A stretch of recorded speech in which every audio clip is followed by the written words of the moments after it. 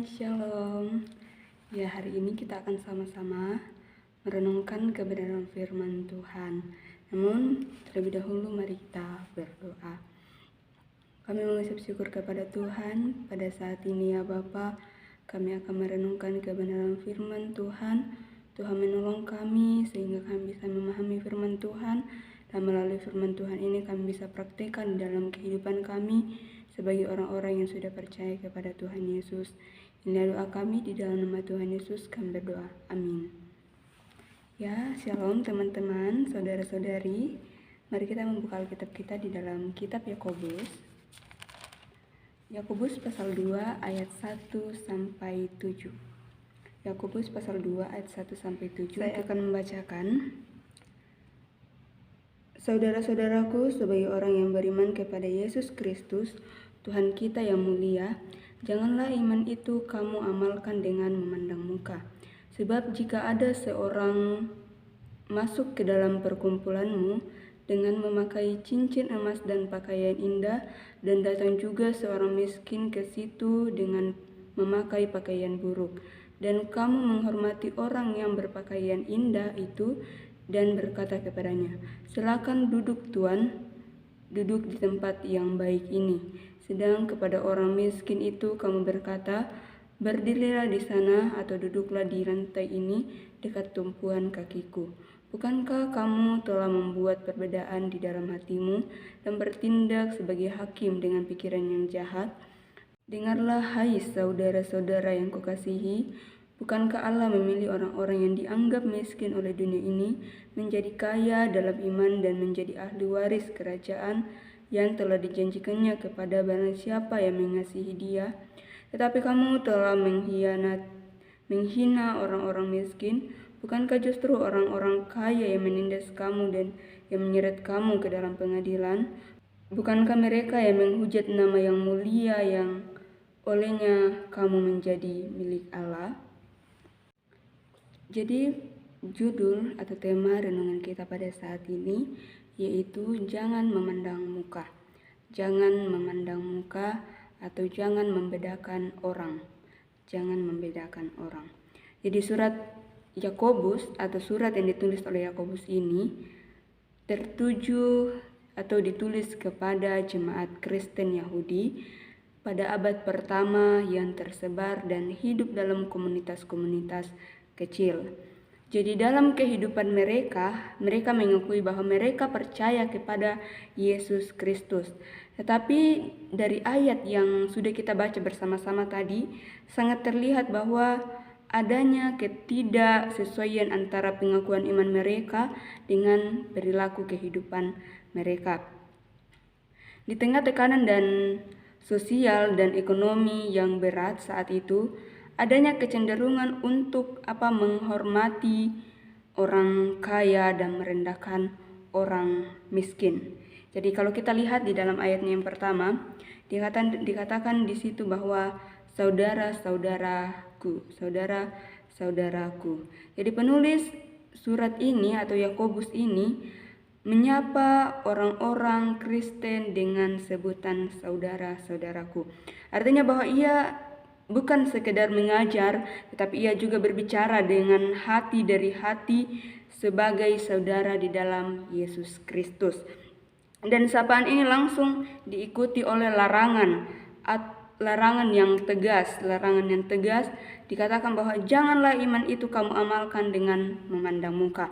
Karena pada saat itu orang-orang Kristen ini mereka memandang muka, mereka menilai sesuatu, mereka menilai orang-orang dengan pandangan sosial. Jadi iman dan pilih kasih tidak bisa berjalan bersama-sama. Iman dan pilih kasih tidak bisa berjalan bersama-sama. Mengapa? Karena Kristus yang kita imani atau Kristus yang kita percayai, Ia adalah Tuhan yang mulia. Ia adalah Tuhan yang mulia yang turun dari surga datang ke dalam dunia menjadi sama seperti kita, orang-orang yang berdosa, atau menjadi sama seperti manusia yang hina. Untuk apa? Untuk datang menyelamatkan kita, untuk datang menyelamatkan semua orang orang yang ada di dalam dunia yang berdosa. Jadi baik orang kaya maupun juga orang miskin, semuanya Tuhan datang untuk menyelesaikan masalah terbesar, yaitu masalah dosa. Jadi Tuhan Allah tidak memandang muka. Tuhan Allah tidak memandang muka. Yesus Kristus adalah Tuhan yang mulia, dan Ia juga tidak memandang siapapun kita di hadapan Tuhan Allah. Sebaliknya, kita harus berpikir, kita harus bertanya, siapakah kita di hadapan Tuhan Allah? Siapakah kita di hadapan Yesus Kristus? Kita adalah orang yang berdosa, kita adalah orang yang hina.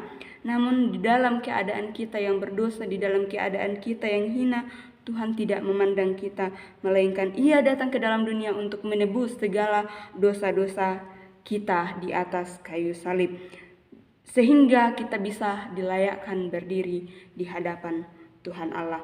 Dikatakan di dalam Roma 5 ayat 8,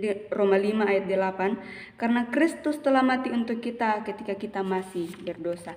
Jadi saat kita berdosa, Tuhan Yesus datang ke dalam dunia, mati di atas kayu salib untuk menebus segala dosa-dosa kita.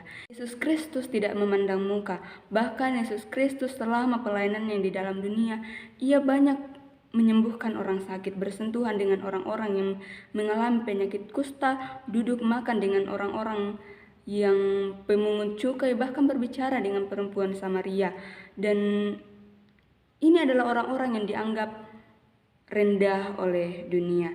Jadi Tuhan Allah sendiri berkata di dalam Lukas 6 ayat 20 bahwa berbahagialah kamu orang yang miskin, karena kamu yang punya kerajaan surga.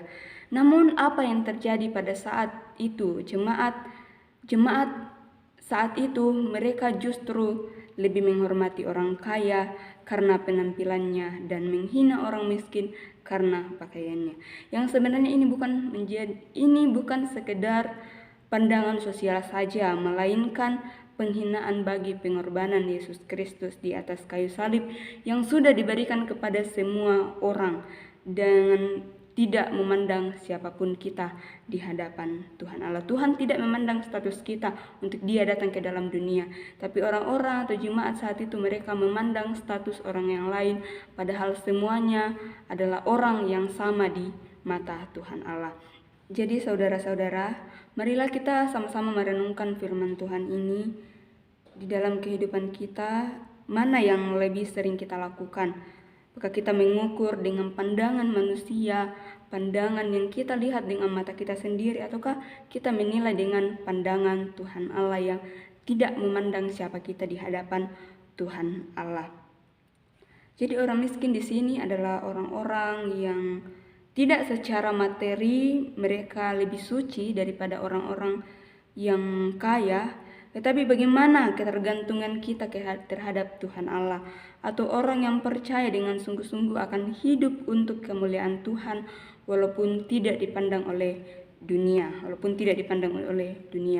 Jadi saudara-saudara, melalui firman Tuhan ini mengajak kita untuk hidup sesuai dengan identitas kita di hadapan Tuhan Allah. Di dalam Galatia 3 ayat 28 dikatakan bahwa kamu semua satu di dalam Kristus Yesus.